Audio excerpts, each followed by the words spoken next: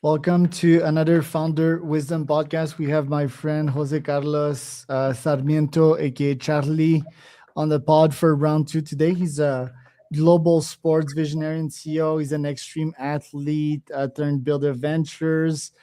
Interesting guy altogether in Austin. So I thought I'd bring him back for round two. Charlie, tell us a bit more about yourself and what you've been up to since last time we spoke. Oh, thank you, Charles, again for this opportunity and making the time. So it's been a long time so far, but it feels like it was yesterday. So long, a lot of things going on with Vertical X. We keep evolving the company and the product. We have been very product market fit now. Well, we have the app is already in Apple Store and Google Play. You can download it at VTX Athlete, and we are ready to start bringing on board athletes, triathletes, runners, swimmers, and cyclists into the platform and help them to fund their sports career based on performance data, connecting them with donors and sponsors. So we have a comprehensive business model behind and infrastructure, not only technology, but also financially and legally. So we're ready to do that. And then from an athletic perspective, I did some extreme triathlons. I went to Norway to compete in the in Norseman, one of the toughest extreme triathlons in the world, and it was an amazing experience. And then just this weekend, I went back again to the trails. I did an ultra of 100K in Bandera. I did 13 hours and 20 minutes, 22 minutes. So very happy about that because even that I'm gonna be almost 44, I still feel like I'm 17. So that's pretty amazing, man. There you go. Let's start with the last race, right? It's probably the first podcast which you're gonna unveil the experience there. How did that go? What were the lows? What were the highs? The logistical channel challenges? What have gone through your mind throughout this race? Yeah, the Norseman was a very good experience because obviously far away, another culture, and I, uh, I had a crew that it was from Switzerland. I met them in a race. I did a race 45 days before Norseman or 2 months before another extreme triathlon in Switzerland. It's called Swissman, and I met an athlete there and another person, Susan and Pascal. Both are from Switzerland and live there, and they just joined to be the crew because you need a crew. It's a requirement because it's a self-supported extreme triathlon. There's no aid stations, no nothing. So from a logistic perspective, was that level of complexity and challenging. And then an experience perspective, I stay with my coaches in the same house. They were also competing, so we had a very good time knowing each other. They are from Brazil, so it was a good experience. And now the race, the lake was very cold. You jump out of a boat in the middle of the dark, in the early morning dark. It was amazing experience. I really love the swimming because I'm not a fast swimmer. I can endure, but I just go with the, like Bruce Lee will say, "Be water, my friend. Be water. Become the water." And that's what I do. I really become the water and just go into the space, and it really feels very nice. So that was a cold temperature. Then the cycling was with some elevation gain as well, almost 200K. I was not doing good because in terms of position, because I never focus on that when I'm racing, to be honest. I really want to enjoy the race from a very deep meaning. Um, but obviously, I was aware that I was not in the top 10% that I typically try to get into.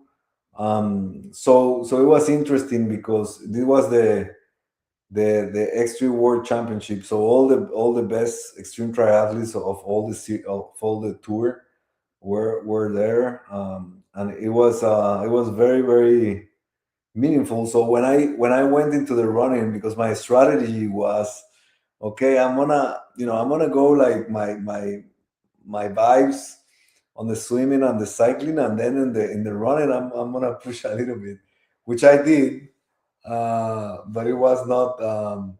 I think I passed 60 people in the running, which was a good accomplishment, but I enjoy it a lot, and we had some bad weather at the middle, or at the end of the race, but How did you treat the cold exposure? Because I'm about to hit Vermont Spartan 24, and 2 days from now it's gonna be minus 15.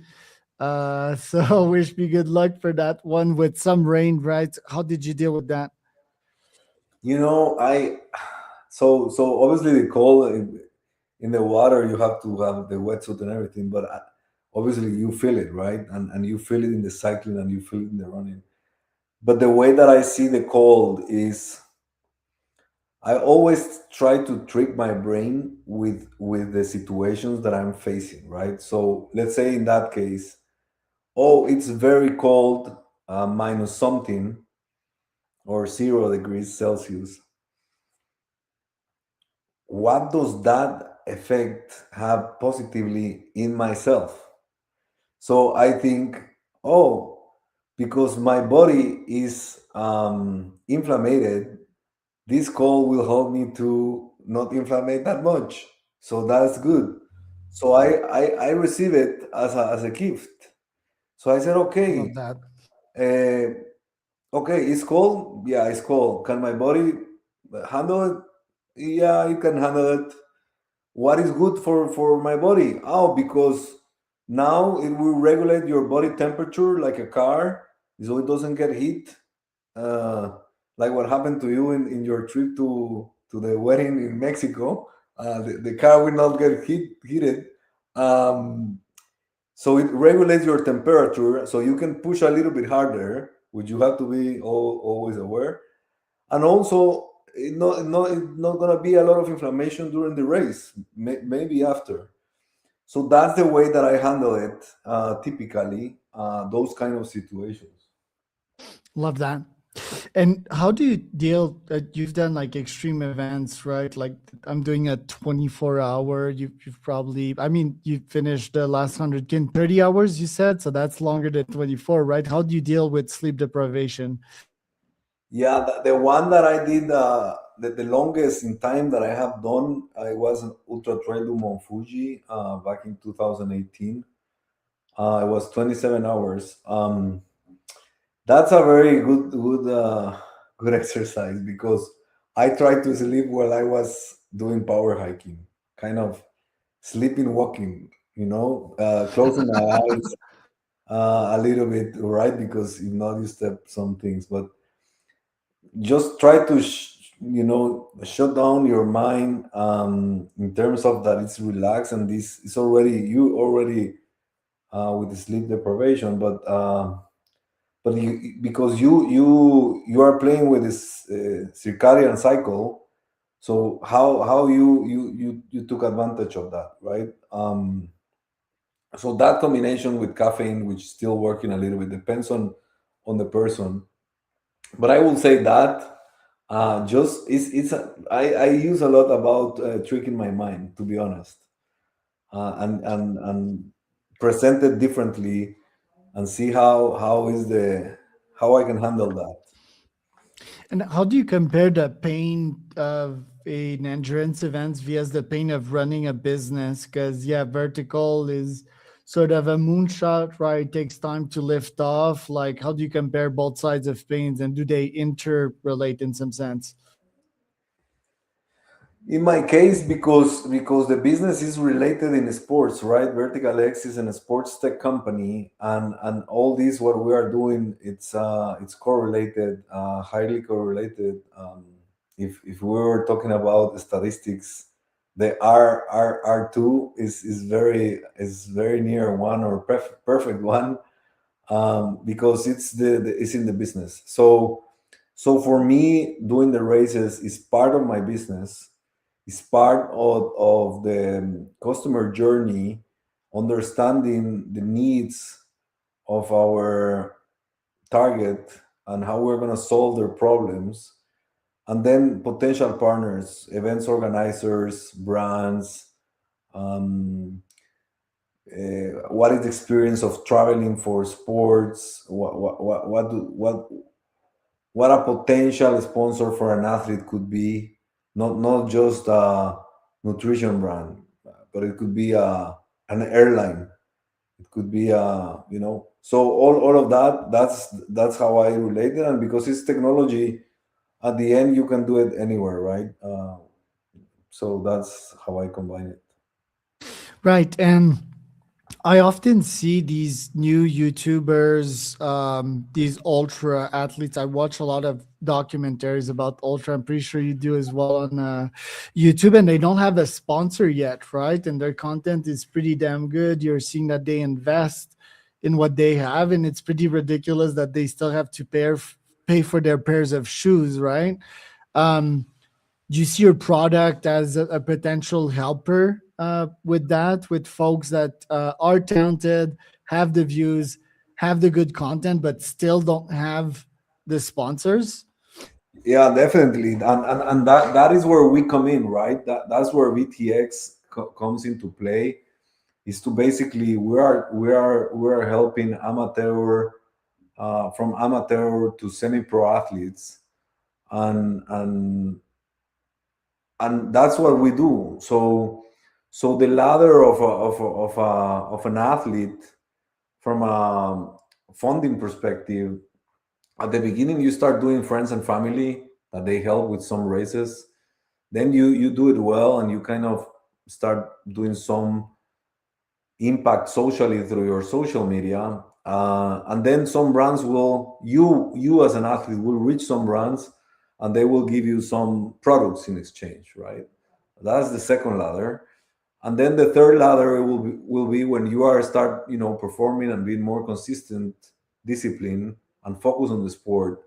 Then you will have a potential sponsor with money. So those are I would say, the three different ladders, and in between you will find a combination. For example, some cash with products, more products than cash, more cash than products, only cash, um, which it could happen. And then the offer from the athlete, it varies, right?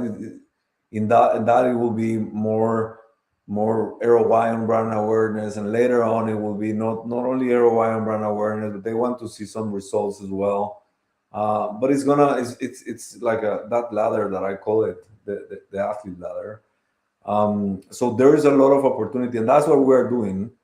That's exactly what we are solving, and all these athletes will be able to go through their platform, our platform, go to VTX Athlete, download the app, create your profile. You create, in the profile, you do your race calendar, you do your budget, and you activate your funding campaign. That's our first phase of going into the market. So it's basically, the first phase is donors, and the second phase we are creating all this infrastructure to connect with brands as well, and sponsors. So basically, that's what we're doing. And what is that infrastructure? Do you leverage, for example, cold email to get in touch with both athletes and brands? How do you attract them to the platform? How do you solve that chicken and egg problem? Yeah, that's a very good question. Right now, I think we're going after the chicken, but we already have some athletes that we have known from past experiences. So that's our first approach. Is more like this small community that we can have access to, and after that, we are developing our go-to-market strategy in order to be very laser focused on getting those athletes and their needs. Um, in that, obviously, is partnering with the sports events organizers as well, that we can solve their problems and have recurrence on their races, and because so obviously for their interest to help these athletes to keep competing in their events and other events. So basically, that's more or less what we're doing. The cold email, at least now, we are not doing it yet, for that perspective. That doesn't mean that we are not gonna do something in that avenue. Right. And how much can an athlete earn per year? Like, let's do some economics here. Do they make like six figure salary as an athlete? How much goes into costs? How much goes into them? And what's the ROI as a brand? Let's say I invest over six figure in an athlete. What can I expect back? Yeah, well, from a donor perspective, that's a good question. So typically, an athlete, I will say that depends on the race calendar. Uh, in the first ladder, let's put it this way, in the first ladder, it's donation. You can get at least from $5,000 to $10,000 per year, right? Like you can really go to friends and family and hit a goal of five to $10,000 for a race calendar. It's three races, um, 2 3 races, and on your training and everything. Um, from a sponsor's perspective, I will say it will be from 10 to 20, depends on the level, but typically it will go from that ranges 10 25, and then that's not including the pros. The pros are double that, but those doesn't necessarily need the platform because the brands go after them directly. um, so that is why we cover from amateur to semi-pro. So that's more or less the figures. And if you are a donor, for example, what you get is like you are adopting a child in Guatemala, for example, and you will be supporting the child. It's the same like here. Is you are basically adopting an athlete in their journey. So you will be part of that journey and keep track on the athlete if it's training, if it's impacting their community through social media, and if it's competing or not. And that's what we are creating on the whole experience. And then from a brand perspective, it's basically an ROI on brand awareness, right? So that is what that they typically are focused on the brands. However, now the brands, they want authenticity in their athletes, because if it's not aligned with the values of the brand and it's not aligned with the community, it will not make any sense for them to get in a sponsorship with you, or with the athlete. So that's what I would say. What you get as a donor, for example, if it's okay, you feel a level of satisfaction with accountability, and through our VTX index, you get a value, a measure of how much are you supporting an athlete. It's like university. You go to university and then you will pay for my university. What do you want to see? My scores, right? If I'm my GPA, if I'm going to the classes, if I'm making the effort, if I'm making good results, that's what you want to see. Right. And historically, it was like government funded, I would guess. Like, it was pretty hard as an athlete, other than if obviously if you go like in a well known sport like NBA or something, right?